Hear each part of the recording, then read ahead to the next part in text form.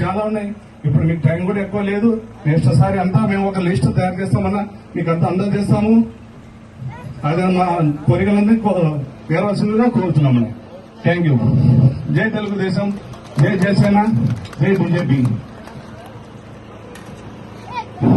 Hello, ఇప్పుడు మన గ్రామం తరఫున ఇక్కడ వచ్చేసినటువంటి జేఎస్పీ జనసేన అభ్యర్థి జనసేన పార్టీ మణిగంట గారు మాట్లాడుతున్న కోరడం అనేది. సేవాలాల్ మహారాజ్ కి, సేవాలాల్ మహారాజ్ కి. నీతికి నిజాయితీకి మారుపేరైనటువంటి మా నాయక్ మిత్రులందరికీ నా శిరస్సు నుంచి నమస్కరిస్తున్నా. ముఖ్యంగా మిత్రులారా, మీరన్నటువంటి వాటర్ సమస్య ఇంత ముందులాగా చెప్పిపోయి కలిగుళ్ళు మాట చెప్పేటువంటి వ్యక్తి కాదు.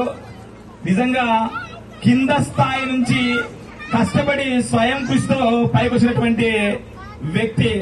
ఆ వ్యక్తి శ్రీ గుమ్మనూరు జయరాం గారు.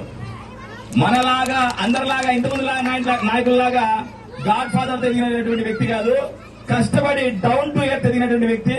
ఖచ్చితంగా అంటే మన సమస్యలన్నింటినీ పరిష్కరిస్తారు. మీరు కూడా సహృదయంతో మంచి ఆలోచనతో ఒక్క ఓటు కూడా ఈ ఊరు నుంచి పక్కన పోకుండా అత్యధిక మెజారిటీతో గెలిపిస్తే మీ ఊరిని ఆయన హృదయంలో నిలుపుకునే విధంగా మీకున్నటువంటి ప్రతి ఒక్క సమస్యను తీరుస్తారు. నిజంగా ఎస్సీ ఎస్టీ మైనార్టీ వ్యక్తులందరికీ మీరు గమనించారో లేదో, ఈ ప్రభుత్వంలో చాలా చాలా అన్యాయం జరిగింది.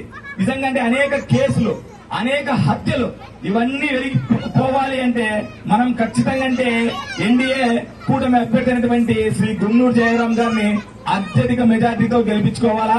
ఖచ్చితంగా గెలిపించుకుంటారా? మాటలు చెప్పేటువంటి వ్యక్తులు కాదు.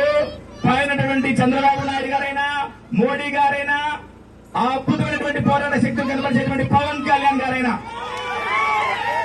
మీ అందరి ఆశీర్వాద బలంతో ఖచ్చితంగా అంటే ప్రజాప్రభుత్వం ఏర్పడుతుంది.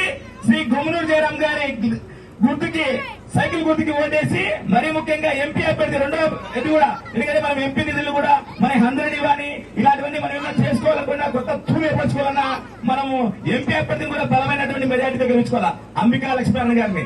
సో ఇద్దరిని మనం గెలిపించుకోగలిగితే రాబోయే ప్రజాప్రభుత్వంలో మన సమస్యలన్నీ వెళ్ళిపోతాయి.